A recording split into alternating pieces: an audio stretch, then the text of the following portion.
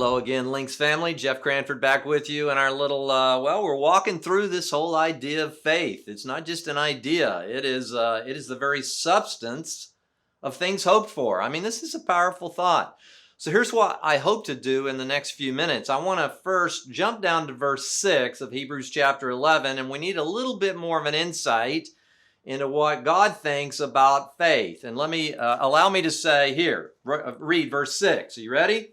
Verse 6, very simple. It says, and without faith. What is faith?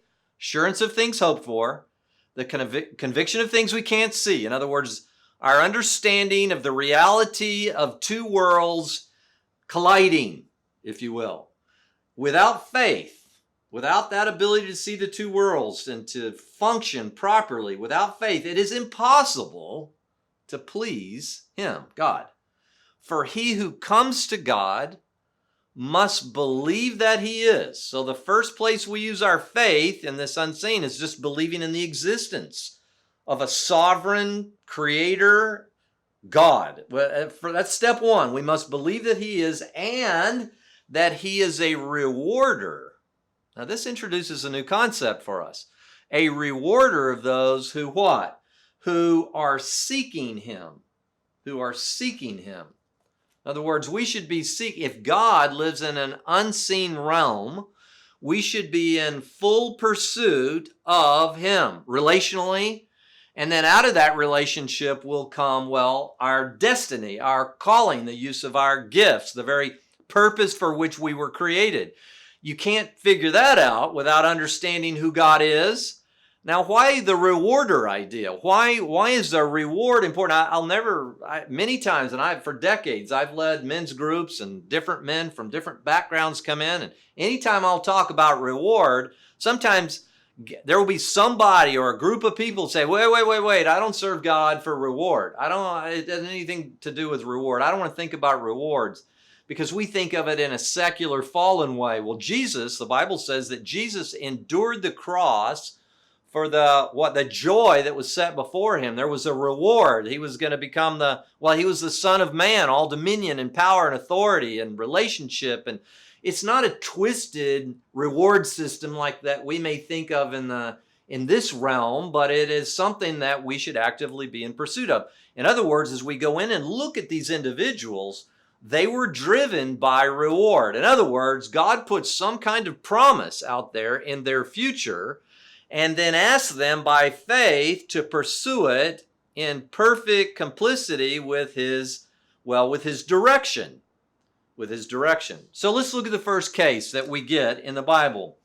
First of all, verse 4, by faith, Abel offered to God a better sacrifice than Cain, through which he obtained the testimony that he was righteous, and God testifying about his gifts, and through faith, though he is dead, he's still speaking. Now, I don't know about you, but again, if you're thinking about faith as just salvific, or you're thinking about faith as just healing somebody, why was this used first? Here's Abel and Cain. And Cain, by the way, Cain worked his tail off, maybe out in the fields trying to grow this crop, or he brought a fruit basket or whatever it was, something grown from the earth, and he brought it to God as a sacrifice.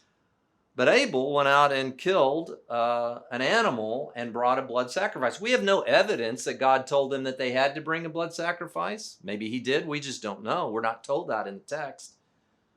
But there was a blood sacrifice, and it's still speaking to us. What did it speak? Well, Abel, by walking out his calling in this intuitive sense that it was supposed to be a blood sacrifice, it's still speaking to me today. How does that speak to me? I'll tell you exactly how it does. Jeff, I don't want you to go out with just your effort and your work and go out and plant and harvest and do all that and think that salvation comes through your effort. That's religion. Religion is always man's attempt to get to God. What I want you to do is understand that the entry, so remember we talked about two worlds? So to unzip this world and step into the unseen realm is through one thing and one thing only, the blood. The atoning blood. This was Abel looking forward, arching forward towards the Christ event, the cross event. What did he understand that? I can't imagine that he understood any of that. What he understood and what he didn't. But by faith, he offered a blood sacrifice. Well, that's still, just as Paul said, that's still speaking to me today. He walked out through faith and offered a blood sacrifice. So next week, we're going to continue down this little road. We're going to look at Enoch. We're going to look at Abraham a little bit, and we're going to be asking the question, how did they play a role in the cosmic restoration project? Well, Abel did, because he gave us the foundation for entering into this unseen realm, and that was through the blood. We'll talk a little bit more next week about some of the other incredible members of the Hall of Faith.